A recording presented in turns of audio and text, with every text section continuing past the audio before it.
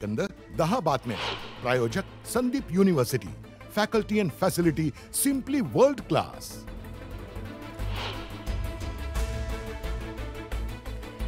मुसळधार पावसामुळे कोयना धरणातनं सिंचनासाठी सोडण्यात येणारं पाणी पूर्णपणे बंद. कोयना धरण व्यवस्थापनाची माहिती.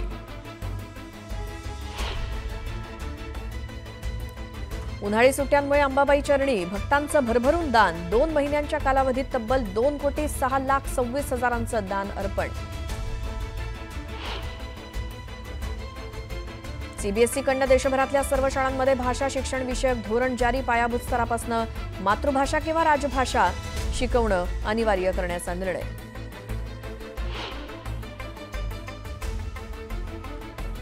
अकरावीची नोंदणी प्रक्रिया सोमवारपासून सुरू होणार.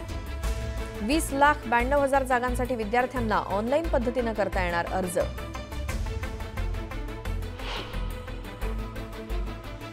मे महिन्यात प्रथमच उजनी धरणाच्या पाणीसाठ्यात 1 टीएमसीनं वाढ. पावसाबरोबरच बाष्पीभवनही घटलं.